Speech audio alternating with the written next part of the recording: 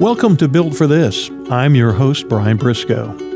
My podcast features captivating conversations with intriguing people who have found purpose in their lives through their career, family, or life experiences, and just why they were built for this.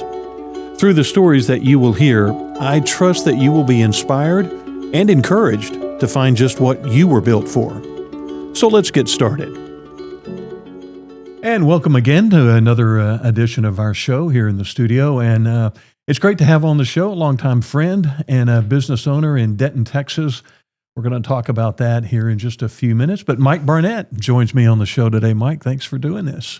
Well, thank you. I don't know if I'm captivating or intriguing, but I'll do my best. No, that intro was a little intimidating. No, you're both of those. Long time Denton resident, and we're going to talk about your work in the restaurant field and everything. But Denton High School, and how did you go from Denton High, I guess, then into college, getting a business degree, then to being a golf pro? Now, I know you're a pretty good golfer. I know you can hit the ball off the tee and you can play pretty well. But before you get into what we're going to talk about, being a business owner and franchising, but was that your lifelong dream early on, is to be a golf pro? Well, if you'd asked me when I was 15 or 16, I either wanted to be a rock guitarist or a golf pro, for sure. That's close enough to either one. But I didn't play golf in college. Mm-hmm. Studied business. I thought, well, I've got to be practical, you know. Yeah. So what are the odds I'm going to make it as a musician or a golfer? So I got a business degree, and 2 years into But you worked as a golf pro for a little while. Well, yeah. I'll get to that. Okay. So, straight out of college, I went to work for Fidelity Investments. Yeah. So I essentially sat on the phone all day, making stock trades and things like that. And it absolutely bored me to tears. Mm-hmm. And after about a year and a half, I was like, I'm too young to be hating my job. Yeah. So I just needed an off-ramp, just something else to do temporarily while I figured things out. Mm-hmm. So I got a job at a country club. And the thing is, everybody that's 23, 24 years old wants to be a golf pro. Sure. So you start at the bottom of the ladder. So I got a job at this country club in Plano in the bag room, mm-hmm. cleaning carts and putting away members' bags and picking balls off the range. And so I did that for almost a year. And then I actually got into another facility where I was in the PGA program and started working on that. So I did that for about 5 years. Mm-hmm. And that was great. The challenge is making a living in the golf business. Yes, it's that. Yeah, because unless you're the head pro or the director of golf, it would be hard to support a family. I wasn't married at that time, but after about 5 years, I started looking for other avenues and actually started my own business. I don't know if you even knew this. I had a power washing business. Oh, I knew a little bit about that. I was going to ask you that. When did the epiphany happen? Well, maybe it was what you just said. Maybe I'm not going to be able to make a living very long playing golf. That all of a sudden you decided, let's do this entrepreneurial thing and start a business, power washing. How'd that happen? Yeah, I think I've always wanted to be my own boss and have my own business. And the entry barriers to that business were very low. A good friend of mine is a home builder, mm-hmm. and this was 97 or 98. We were just at dinner one night, and he said, man, I think you could make a killing if you had a power washing business. And I said, what? Hey, why did you say that? Why me? He said, well, because of all the contractors I deal with on a day-to-day basis, those are the least responsible. Mm-hmm. If they show up, it's never on time. They're just not dependable. Mm-hmm. He said, if you had a power washing business, I could keep you busy just myself. And then I've got other friends that are superintendents. And I said, well, I'll look into it. So, I bought this big power washer on a trailer. I think it was all told less than $10,000. And I was up and running. Mm-hmm. Got a DBA and just printed out some cards. And, he was right. I relatively easily had a pretty good book of business going. So I did that for a couple of years. And in 99, I got engaged. And in 2000, I got married. And 2 years after we got married, we moved to New York City. Mm. So I had to say goodbye to that. And so that's a whole other chat. I feel like my life has so many brief chapters. Well, we're going to talk about those brief Yeah. chapters. And those who are watching or listening to the show on YouTube, you can see that Mike owns County Road Burger Company in Denton, Texas, and franchising that. We'll get to that in just a minute. But when you took that, I want to talk about your New York time and then on to Idaho before coming back to Denton to do what you're doing now. When you took on that power washing job and opportunity after getting your business degree and doing the golf thing for a while, what was it about owning your business and being your own boss, that element, or obviously a lot of responsibility goes with it, but a lot of freedom. But what was that hook there that thought, yeah, I need to be in this kind of world where I can run my own show? Well, I've always been kind of a free spirit, I guess, but just the ability to own your time. I mean, that's probably the hardest I've ever worked. Those hours were long and hard and out in the sun. Yeah. So I didn't explain. So for home builders, that's the last thing they do is they have the whole property power wash, the driveway and the garage and the sidewalks. They want it to just be pristine, before they put a for sale sign out there. Yeah. So it was a lot of long 14-hour days in the sun, and it was exhausting work, but man, I loved the freedom of it. Mm-hmm. I didn't have anybody telling me what to do. Yep. I just put on my headphones and listened to the ticket or whatever, and just, it was pretty awesome. So, after that experience, I definitely wanted to have my own business at some point down the road. I knew that. And that would come a little bit later on, but like you said, you end up in New York, work for a couple of hotel places, running the show there. What was that experience like with newly married and off to the Big Apple? It was exciting and stressful and everything you can imagine. We lived in a 400 square foot apartment. Nice. In Queens. Okay. And we were happy to have it. It was actually a nice neighborhood, predominantly Greek neighborhood, this old historic Greek neighborhood. Never felt unsafe there, but just this tiny apartment. And I mean tiny, with almost no closet space. It was insane.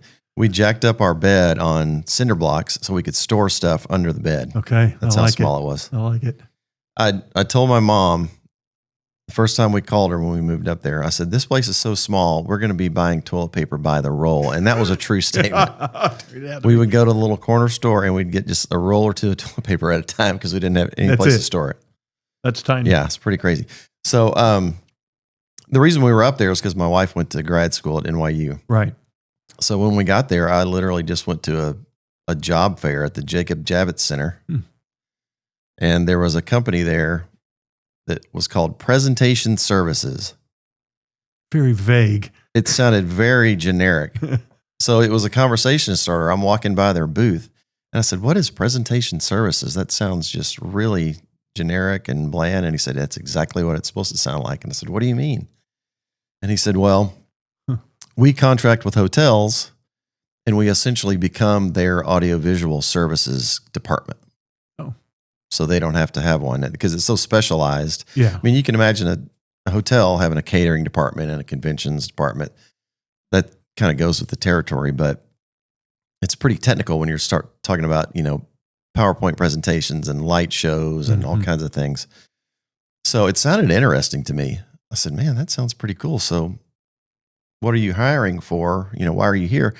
They said, well, we have lots of technicians, but what we really have a hard time finding are directors that essentially manage the department. Yeah. So they hired me and I got thrown to the wolves. I got sent to the second largest operation they have in New York City, which is the New York Hilton, which is a massive convention hotel on 6th Avenue. To give you an idea, they have 3 ballrooms at that hotel, one of which seats 5,000 people. Okay. Wow. This is a massive operation. Yeah. So the 3 ballrooms. This is not the power washing company anymore. They had 3 ballrooms, and I think it was 40 some odd breakout rooms. Oh, my.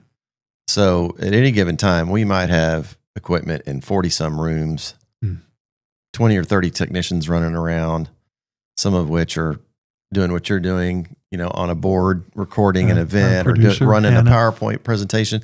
So it was our job to just make sure, we were the ducks paddling that you couldn't see our feet frantically. Yeah, right. Yeah.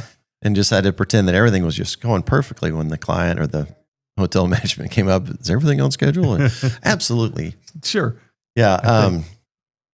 So that was an excellent experience, but it was very stressful.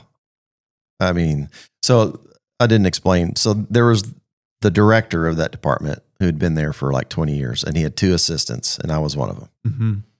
So, I mean, I was at a desk maybe 5 minutes a day, and I loved that part. That's what I hated about the investment field. Yeah. I was just sitting there at the, I thought, if I had to do this every day for 40 years, I'm going to, go nuts. So we were just constantly running around the hotel checking on things. Mm-hmm. And we had a walkie-talkie for the hotel staff. We had a walkie-talkie for our staff. We had our cell phone, of course. And then if we had a really high-maintenance client, they wanted us to have their own walkie-talkie. Whoa. Okay. So it was not uncommon for me to have 3 walkie-talkies and a phone on me. And just at any given time, they were, sure, yeah, be right there. Right, yeah. I need to run downstairs to the far hall to check on something. It was pretty crazy. And it seems like everything was an emergency. Of course. Because, in those situations. Yeah, when you've got so many plates that you're trying to spin, because most of those meetings kick off at the exact same time, right? At 8 a.m. Yeah.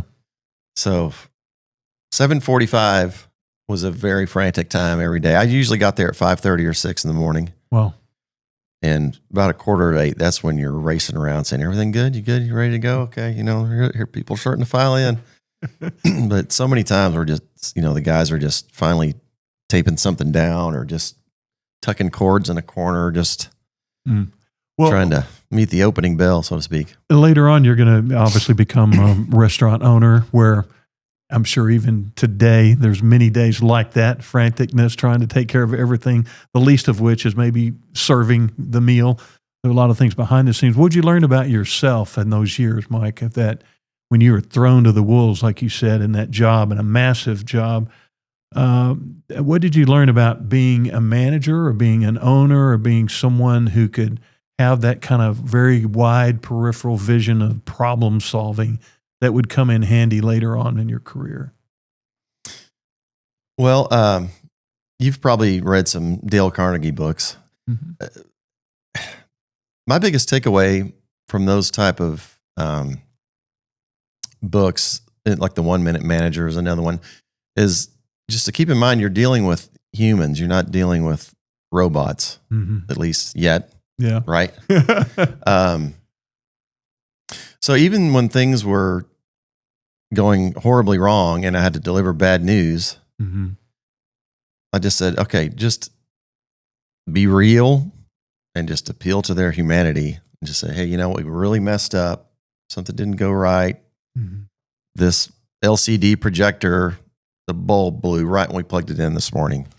We're terribly sorry. And we don't have another one here because we're maxed out, but we've got one coming. Should be here in 20 minutes. There you go. Just tell them the truth and just be real about it. And that would happen a lot. So that's the biggest thing. I think you just have to stay calm, be honest, be real. And most of the time, they'll realize, okay, this isn't life or death. It's kind of suck because whoever I'm reporting to is reporting to someone, right? But that's probably the biggest takeaway is just stay calm, realize you're dealing with other human beings, and just be real. I'm visiting with Mike Barnett, owner of County Road Burger Company in Denton, Texas. So we're going to talk more about that in just a moment. Okay, so New York happens. Is that when, or after that, is that when the Idaho opportunity, or we're going to move to Idaho?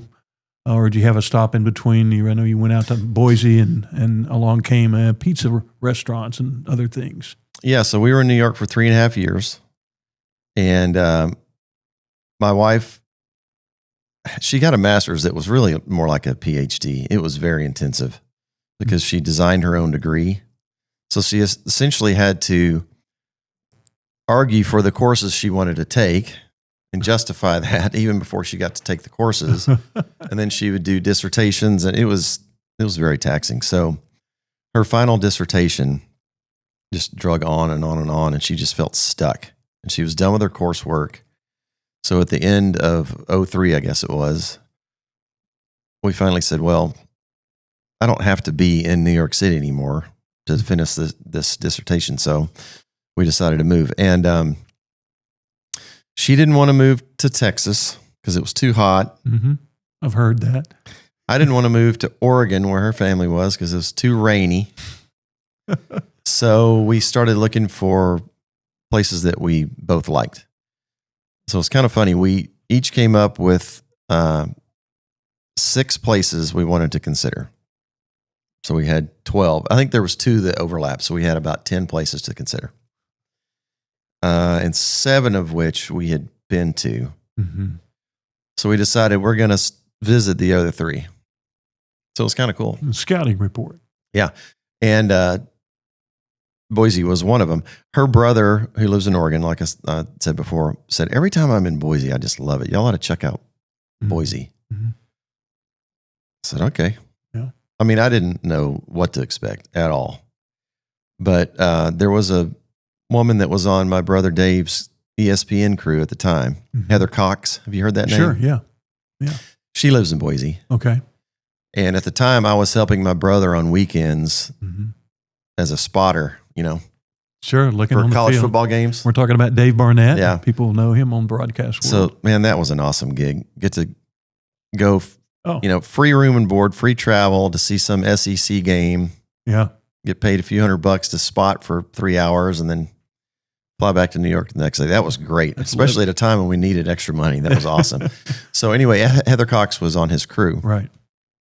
And when my brother-in-law mentioned Boise, I said, don't you live in Boise? She goes, yeah, it's great. We've been there for like 3 years. They were in the Bay Area before that. Yeah, you should definitely check it out. So when we flew in to check out Boise, she gave us a guided tour for the first half day we were there. And we just immediately liked it. It was just, and I remarked to her, I said, this is probably what Denver was like 50 or 60 years ago. And she said, I think you're exactly right. Mm. Before Denver became Dallas in the mountains, right? Yeah. Mm-hmm. So we literally just over the course of a weekend decided to move. We didn't have kids yet. Uh-huh. She was out of school. We just showed up in Boise a couple months later. It was pretty crazy. Did you decide? And so how did you, I know you end up owning a pizza shop or 2. You just launch in and find something to do there and take all your skills that you'd learned from New York and the power washing and everything and decide, okay, here's my entrepreneurial spirit opportunity to start a business. Yeah, it was delayed a couple of years. What I did at first when we moved up there in, I guess it was January of 2004, is I went to work for a private equity group. That sounds very formal. It was a couple of guys that owned a couple of car washes. Okay. And I became their general manager, kind of managing partner, and I oversaw those car washes. And that's a hectic business too, I can tell you. Riding through those tunnels with the foam coming down, and it's such a peaceful experience if you're inside the car. But at any given point, there's thousands of things that can go wrong. Problems I mean, to if you be walk had. in the back room, there's so many switches and valves and Right. sensors, and it's crazy. I liked the experience, but it was very hectic too. So I did that for 4 or 5 years and then decided to start a pizza shop Mm-hmm. and did that for a couple of years. And then we decided to move back. And that was a whole other story of how we decided to move back too. I want to talk about that. But what did you, once you got into the pizza world, the food industry, did you feel like that was an element where you might want to possibly explore deeper and more food service, or not necessarily in that vertical?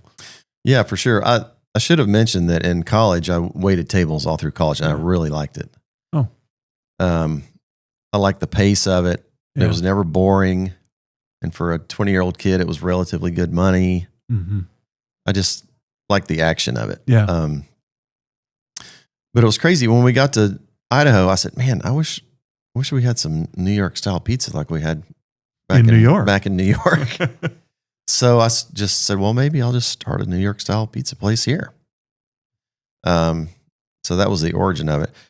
And looking back, it seems insane. I had no idea how to make pizza. Mm-hmm. I'd never done a brick and mortar business on my own. So it was a big undertaking and a big risk. But by fate, I hired a couple guys that were just a godsend. They had been in the industry, knew exactly what they were doing. And they even had this dynamite dough recipe. Mm-hmm. So they were both from Boise originally, but had wound up in Wasilla, Alaska, of all places. Wow. Years before. I can't even remember, 7 or 8 years before I met them. They were in Wasilla, Alaska. And then they came back to Boise, and I hired them. I said, golly, this is a godsend. You guys are going to be just awesome, exactly what I need. And they said, by the way, we have this dynamite dough recipe. And I said, well, tell me about it. He said, well, in Alaska, we worked for these 2 Italian brothers that were from New York City, and this is their family recipe. Oh, my. I know. I said, they didn't make you sign any kind of a non-compete? He said, no. Plus, I mean, they're in Alaska. They're in Alaska, for crying out loud. So they whipped up some of that dough, and I was like, man, this is dynamite. This is amazing. Mm-hmm. And it had a sweetness to it. It was almost like a pastry recipe. Really? If you look at most pizza dough recipes, they're just water, flour, salt, oil. And what does all that taste like? Pretty much nothing, mm-hmm. right? This had sugar and eggs and milk. It really was like a pastry recipe. So wow. When you think about it, most pizza toppings are what? Salty. Yeah. Right? Yeah. So you need something sweetness to balance it. And I'm telling you, it was just dynamite. A great combination. Yeah. And that's how I ended up coming back to Texas. It's one of the biggest reasons I came back to Texas, because some of my friends came up to see us. Mm-hmm. And I, obviously took them to the restaurant, and they said, this is the best pizza I've ever had. And I was, well, they're probably being nice. No, this is really good. I was like, well, yeah, I think it's great too, but thank you. Yeah. But weeks went by, and they're calling me, saying, I can't stop thinking about that pizza. Wow. I mean, I'm serious. That's the best pizza I've ever had. So was that the impetus to think, well, maybe I'll just take this idea to Texas? Yeah. So one of those friends, Greg, finally said, hey, if you move back, I'll put up the money for 2 stores. Okay. So that was kind of the offer you can't refuse, right? Yes. So that was the main reason we moved back. And what's funny is I still have yet to have another pizza shop, because I got derailed again. When we moved back, my good friend Seth Morgan, who I've known since 3rd or 4th grade, he said, I've been wanting to do a brewery forever, and he was serious about it. He had been brewing for 10 or 12 years. He'd been to brewing school in Germany. I mean, he really knew what he was doing. Yeah. He said, will you help me find a spot to put this brewery? Because I was looking for spots to do a pizza shop. Mm-hmm. So I found the place on McKinney right across from the post office. Right. This is in Denton, Texas. Yeah. Way too big for a pizza shop. Mm-hmm. But I thought this might work for the brewery. It's about 7,000 square feet. So I told Seth about it, and he looked at it, and he pulled the trigger on it. And he said, now I want you to help me open this place, because I don't know what I'm doing as far as the operations go. Yeah. So I don't remember the exact wording, but I said, I'll give you like a couple of years, I think I said. Yeah. So I helped him remodel the space and hire and train a staff and get up and going. And about that time, I was thinking, all right, this is a good time to exit and get back on this pizza train. You know? I got that magical recipe I need to get right. going. Yeah. So then about that time, another lifelong friend, Chad Mudd, I saw him, and just the most random thing. He said, would you have any interest in buying Denton Independent Hamburger Company? Huh. I was like, that's always been my favorite burger place. Always. Growing up. And I've lived all over the country. It's always been my favorite burger place. And I said, heck yeah, I'd be interested. I said, he said, well, old man singing about hanging them up, I've heard. Wow. He said, you might want to look into that. I said, I'm definitely going to look into that. So I knew Mr. Kitchens just from being a lifelong customer, but really didn't know him, Mm-hmm. but Chad and his older brother Mark are, friends with him. So he set up a meeting and we kind of started a conversation, and I don't know, over the course of 6 or 8 weeks, we arrived at a deal. So for those who are listening and watching, Denton County Independent Hamburger is the institution we're talking about. Just an iconic burger restaurant in Denton, Texas since the mid-'70s. Anybody who was in Denton at that time has had a lot of burgers from there. So you get the opportunity to buy one of your lifelong restaurant dreams to do it. And I'm sure Mr. Kitchens probably had a few parameters he wanted to make sure that you have kept these burgers. Here's how we do it. Here's how we make them. Here's fries. So what was that like when you get the opportunity and now you're going to pull the trigger on this and take over, but yet keep the tradition of a place in place?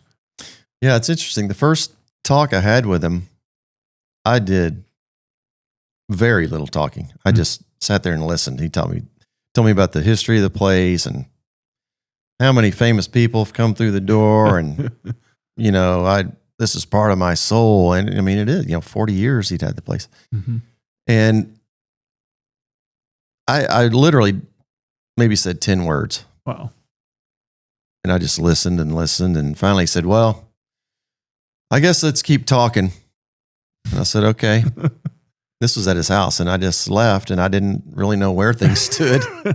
And then he called a week or two later. It was kind of funny. He said, "I did some calling around. Turns out you're all right.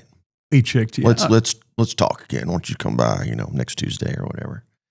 So that was funny and cool. But anyway, so the next time we sat down, I said, "All right, what I'm hearing from you is you don't want somebody to come in here and mess it up."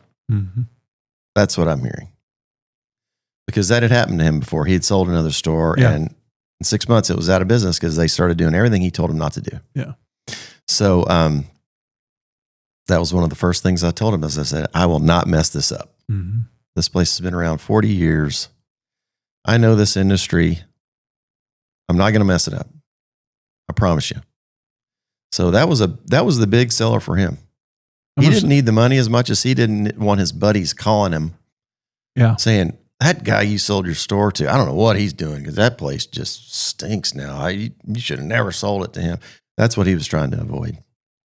That's some pressure, I guess, for you to carry on. But you took on a brand and a product that was well proven over 4 decades, and I know that's important to you, right, Mike? To keep his legacy going through everything that you do at the restaurant, and so the importance of making sure that he was going to be happy with you carrying it on. For sure. And he still comes by all the time. In fact, he came by this morning. I'm not making that up. Sometimes he'll stop, and sometimes he'll just kind of roll by and see if somebody's in the parking lot. And he happened to just roll by, and I was unloading some stuff from Sam's. And he said, "Hey, Burger Man, how's it going?" Burger Man. He calls me Burger Man now. But yeah, it's been cool. I mean, my first objective was to make the existing store as profitable as possible. But I knew I wanted to get out of that spot. Mm-hmm. The only unfortunate thing, he had just signed a lease. He had just signed another 5-year lease when I took over. Wow. And I quickly learned to hate that landlord. That's the worst landlord I've ever come upon. Mm. Unresponsive, didn't care, did nothing for me or any of the other tenants, just awful. So from day one, I was looking to get out of there. Sure. And I just had to wait it out for those 5 years until I could move to where we are there, or where we are now there at Carrollton University. And that's been a game changer.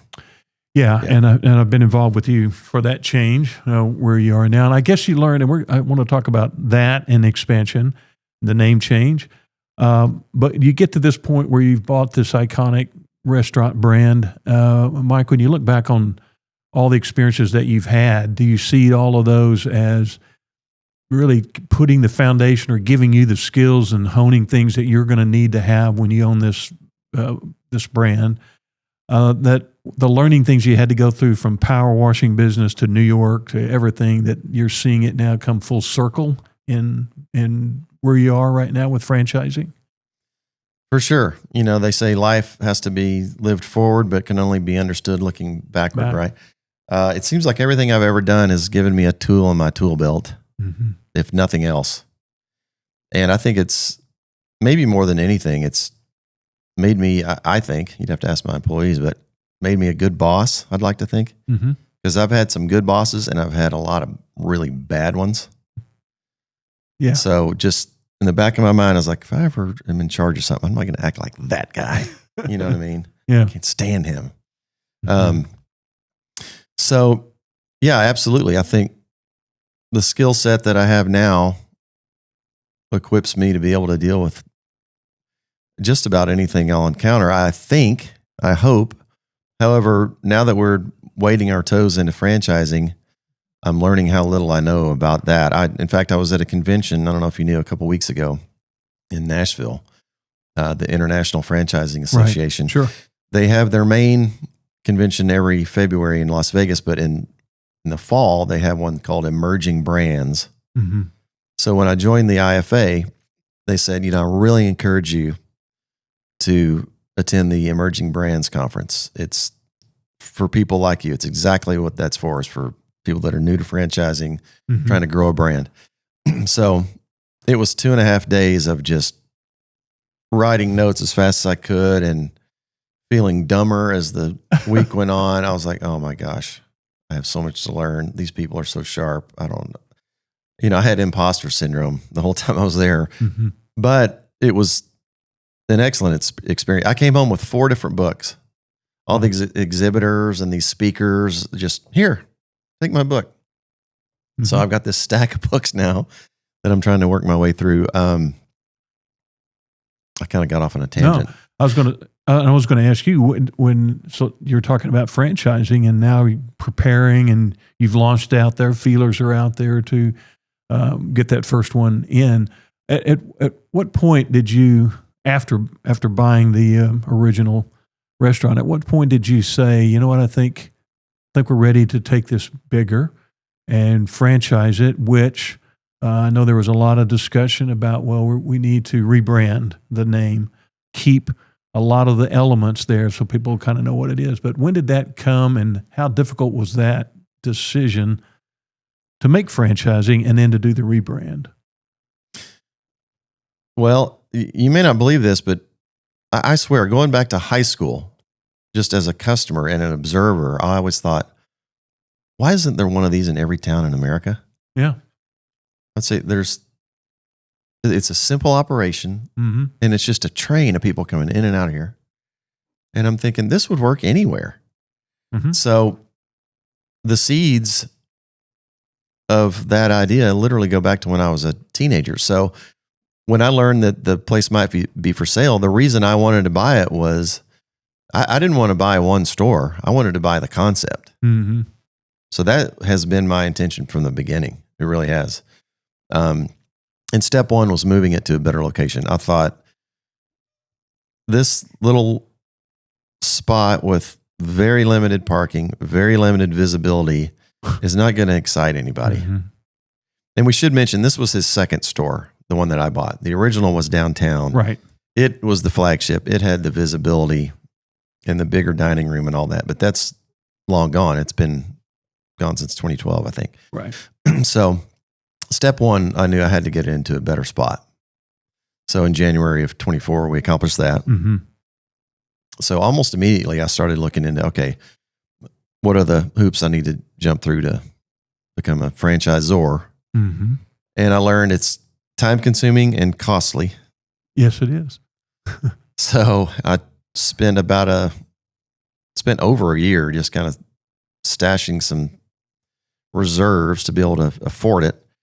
And then pretty much from the beginning of this year is when we started down the path of, we worked with iFranchise Group, which is, there's all kinds of companies out there that do this, but I'm convinced they're the best. They walked us through the process. I mean, it was exhaustive. I would say it was 3 or 4 months of a lot of this. There was a lot of informal interviews. Tell me about the concept. Tell me about your menu. Tell me about the history of the brand, all that kind of stuff. Yeah. So a lot of it was oral, a lot of it was written. They would email me things. All right, fill this out. And it might take a week to, fill in all these blanks. And that back and forth went on for months. But in the end, they spit out all these, okay, here's your ops manual. Here's this. Here's their marketing plan. They gave me several attorneys to interview to do the official FDD. It's called a franchising disclosure document that each franchisee has to sign. So that was extensive. It was a very, very thorough process. I was impressed, but it was just time consuming and stressful and expensive, all rolled into one. So we got our FDD in late May, I think it was. And legally, just so you know, you can't even mention that you might be franchising unless you have an FDD. You can get in big trouble from the Trade Commission. So I think it was mid to late May we got our FDD. And that's when I said, I'm just going to do everything at once. I'm going to rebrand and announce that we're franchising all at the same time. And that's what we did. And you helped with the launch of all that. The only thing about it is the timing was kind of not good because part of this process with this franchising company, I learned that nobody's looking for a franchise opportunity in the summer, which makes sense. They're traveling, their kids are out of school, everybody's scattered. So I thought about holding on to that until September, but I was like, well, what can it hurt? I'll just throw it out there. By the way, we're rebranding and we're franchising, so if you're interested, hit me up. But I really didn't do any kind of marketing until September. Yeah. And in January, I'm going to get really aggressive because the first quarter of the year, there are more franchises awarded in the first quarter of any year than there are the other three combined. Okay. I've learned. That's when people are looking. That's their, whatever it's New Year's resolution, or they've got a Christmas bonus, or after being home at the holidays, during the holidays, I can't stand my boss. The thought of one more day at that business, I think it's a combination of all those things. Especially January, but the first quarter is when franchising is the hottest. So we've done some marketing so far, but it's going to be more aggressive in January for sure. And when you start evaluating potential franchisees and who to award that to, you talked a little bit about just the kind of approach you would like, the kind of approach you do in business, being ethical, honesty. You mentioned honesty in running a business and being true to your employers who they will want to work for you. That's got to be a very high part of the, I guess, requirement factor for a franchisee that you would want to carry your brand to another city, wouldn't it be? For sure. I'm going to be very, very selective. Very selective. The beauty of this is it's all up to me. I have the final word of not only the franchisee, but the space they lease, the people they hire. I mean, they have to clear everything with me.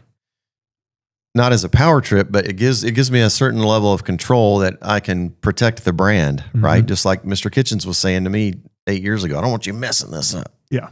So I'm going to be very selective and look for just the right kind of person that cares about the brand, really wants to do this, wants to be an owner-operator. I think that's critical for the first few at least. I want it to be somebody that's in the shop every day, that's writing the checks, that knows the business upside down and backward. I know at some point, hopefully, it'll grow to a point to where I might, let's say I have 10 stores and some guy parachutes in, hey, I want to put 10 stores in Chicago. I don't know. I'm just making that up. All right. At that point, sure, I might just have to say, all right, this brand has grown to a point to where it's starting to take off. I need to let loose of some of these stringent requirements I had at first as far as the operator goes. But up front, I'm going to be very, very selective for sure. Any particular geographic areas that you think you want to try to reach more early on in the early goings that are important to you? For sure. So iFranchise Group, that's one thing they were really good at. They walked us through developing a target territory and a growth timeline and all that. And my initial response was, I don't see any reason to go outside of DFW. I mean, we could spend 10 years building this area out. And they said, I think you're exactly right. Mm-hmm.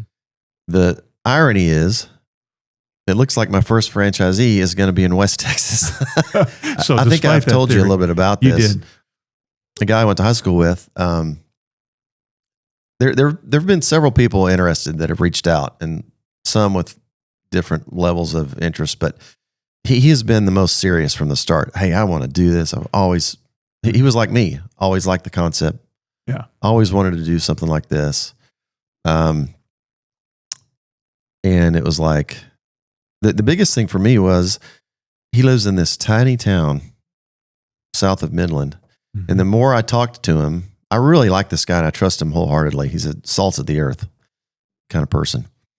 But the more I researched this little town he lives in, I was like, are you sure this would work in that little town out there?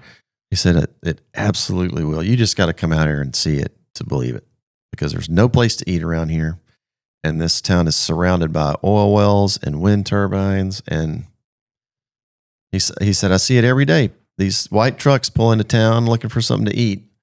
And just by default, they go to the gas station and get a burrito or a hot dog or something, just out of desperation. Mm-hmm. Because the closest town is 30 miles away. Mm-hmm. So if you're working on an oil rig, you don't have an hour and a half, 2 hours to go get lunch. So now that I've been out there and seen it, I see his vision. Yeah, I think it'll do well. And he's ready to roll. He's just the only domino that hasn't tumbled is he's trying to lease this particular space, and that's taken more time than he or I would have liked. But from someone who has eaten at that restaurant for a long time, a lot of us in Denton, Texas have. What is it been? What's the magic of what was Denton County Independent Hamburger, now County Road Burger? What's the magic, you think, of this restaurant that keeps people coming back? Obviously, you have a little better location now, but people would find it for 40 years. And what is it, do you think? Well, operationally, I think we have really, really good people that work there. That's the main reason I go back to anywhere is the service. Mm-hmm. I don't care how good your food is. If you're a jerk, I don't want to support you. Yeah. You know what I mean? So hiring and retaining good people is critical. But going back to the origin of the brand and the concept, they've always ground their own beef, and we still do today. Mm-hmm. And we make our patties by hand.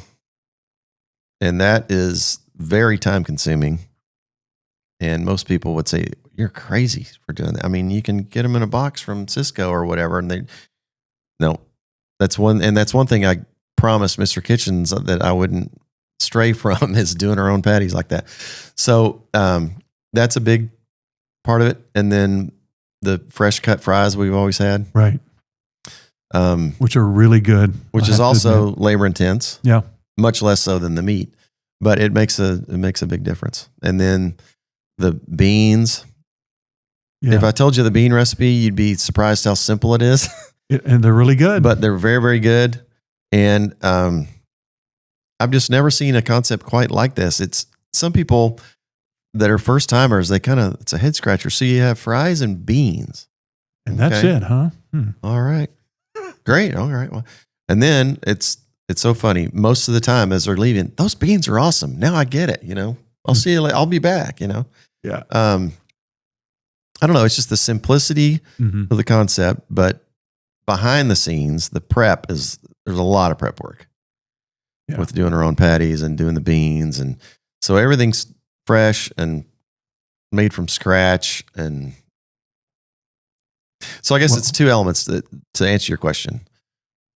The food, it's attention to detail. And then on the service end, it's just being friendly and genuine and attending to people's needs, being diligent. And carrying on that legacy that people have had in place for a long time with a great location now and franchising. Yep. But I would be remiss to let you go if I didn't ask you, whatever happened to the pizza dough recipe? And can people find it anywhere? And do you have it in the back of your mind to ever try to do something with that? I have it written down because it's pretty complex. Okay. That they let you have unknowingly. Yeah. It's always been in the back of my mind. At some point, I got to do another pizza place. Mm-hmm. But this has kind of taken on a life of its own. I mean, but you can't get the pizza dough anywhere. Not that I'm aware. I've never had dough like this. It's fantastic. I think at some point I'm going to have another pizza shop just to get it out of my system and get it out there, because I think that's a winning concept too down the road. But at this point, I think it would be a mistake to take my eye off the hamburger ball, so to speak. So I'm trying to just train my guns on that. Okay. Well, Mike Barnett from County Road Burger Company is my guest, and franchising is on the horizon. Mike, we'll be keeping an eye on that pizza dough possibly in the future. But for now, the expansion of County Road Burger Company from Denton on to beyond. And I appreciate your story, and thank you for being on the show today. Thanks for having me. All right. We look forward to good things. Thank you. Thanks for joining me on this episode of Built for This. Be sure to follow Built for This on your favorite listening platform and share it with a friend. Join me on the next episode when I will share entertaining stories of inspiration, encouragement, and purpose-driven experiences. What are you built for? Built for This is produced and recorded by Heart Media DFW.